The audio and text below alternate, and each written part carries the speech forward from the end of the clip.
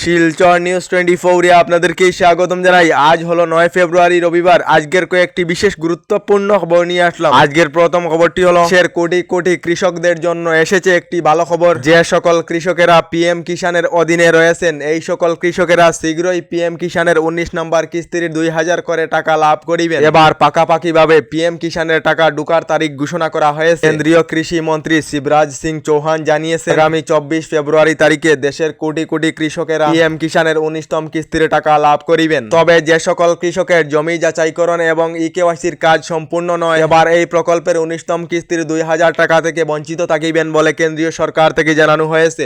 এদিকে দিল্লি ভোটে জেতার পর প্রধানমন্ত্রী নরেন্দ্র মোদীর বড় ঘোষণা। প্রধানমন্ত্রী নরেন্দ্র মোদী জানিয়েছেন, দিল্লি বিধানসভার প্রথম অধিবেশনেই পেশ করা হবে কেগ রিপোর্ট। দিল্লি জয়ের পর বিজয়ী বক্তৃতায় প্রধানমন্ত্রী নরেন্দ্র মোদী জানিয়েছেন, দিল্লিকে দুর্নীতি মুক্ত করা হবে, তার সঙ্গে দিল্লিতে সুশাসন আরম্ভ হবে। দিল্লির উন্নয়নের গ্যারান্টি দিয়েছেন প্রধানমন্ত্রী নরেন্দ্র মোদী। এদিকে 27 বছরের পর দিল্লিতে বিজেপির মহাজিত হয়েছে। দিল্লি বিধানসভার 70টি আসনের মধ্যে বিজেপি 48টি আসন পেয়েছে এবং আপ অর্থাৎ আম আদমি পার্টি 22টি আসন পেয়েছে। এবার দিল্লিতে বিজেপির সরকার গঠন করা হবে। এবার দিল্লি নিয়ে 19টি রাজ্যে বিজেপির সরকার বলে খবর এসেছে। এদিকে কেন্দ্রীয় সরকারের 2025-এর বাজেটেতে কি বস্তুর দাম কমানো হয়েছে তার একটি তালিকা প্রকাশ করা হয়েছে, যার মধ্যে কর্কট রোগের 37 ধরনের ঔষধের দাম কম করে দেওয়া হয়েছে। সঙ্গে fridge, mobile, LCD, LED TV আরো বিভিন্ন ধরনের বস্তুর দাম কম করে দেওয়া হয়েছে। আর লিস্ট ভিডিওর স্ক্রিনে দেওয়া রয়েছে। এদিকে যে জায়গায় মানুষ ট্রেন অথবা বাসে যেতে হিমশিম খাচ্ছে, এই জায়গায় সাইকেল নিয়ে যাত্রা করে নজির সৃষ্টি করলেন করিমগঞ্জের দুই বন্ধু। জানা গেছে, করিমগঞ্জের দুই বন্ধু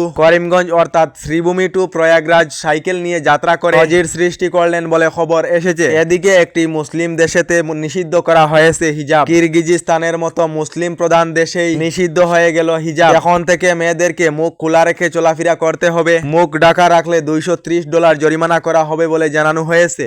এদিকে মুখ্যমন্ত্রী ডক্টর হিমন্ত বিশ্ব শর্মার বৃহৎ ঘোষণা। গ্রাম অঞ্চলের পর এবার শহর নগর অঞ্চলেতে নতুন অরুণোদয়ের আবেদন প্রক্রিয়া আরম্ভ করা হবে। গ্রাম অঞ্চলের সব নতুন অরুণোদয় প্রকল্পের হিতাধিকারীরা আগামী ফেব্রুয়ারি মাসের 10 তারিখ থেকে অরুণোদয় প্রকল্পের টাকা মহিলারা লাভ করিবেন বলে ফেসবুক লাইভের মাধ্যমে জানিয়েছেন মুখ্যমন্ত্রী ডক্টর হিমন্ত বিশ্ব শর্মা। আপনারা অরুণোদয় 3 প্রকল্পে আবেদন করেছিলেন নাকি? কমেন্ট একটি করে নিশ্চয় জানাবেন। এদিকে আত্মসহায়ক গোট অর্থাৎ এসএইচজি গ্রুপের মহিলা সকলদের জন্য এসেছে একটি ভালো খবর। আপনারা হয়তো সবাই জানেন, আত্মসহায়ক গোটের মহিলা সকলেরা মহিলা উদ্যমিতা প্রকল্পের অধীনে 10,000 করে টাকা লাভ করিবে। আর মুখ্যমন্ত্রী ডক্টর হিমন্ত বিশ্ব শর্মা ঘোষণা করেছেন, আগামী ফেব্রুয়ারি এবং মার্চ মাসেতে রাজ্যের আত্মসহায়ক গোটেতে থাকা মহিলারা 10,000 করে টাকা লাভ করিবে। অর্থাৎ ফেব্রুয়ারি এবং মার্চ মাসেতে মহিলাদেরকে রাজ্য সরকারের তরফ থেকে 10,000 করে টাকা প্রদান করা হবে। রাজ্যের মুখ্যমন্ত্রী ডক্টর হিমন্ত বিশ্ব শর্মা। এদিকে এখনো পর্যন্ত সরকারি গড় লাভ না করা সকলদের জন্য এসেছে একটি ভালো খবর। যে সকল লোকেরা এখনো পর্যন্ত সরকারি গড় লাভ করেননি, শীঘ্রই সরকারি গড় লাভ করিবেন।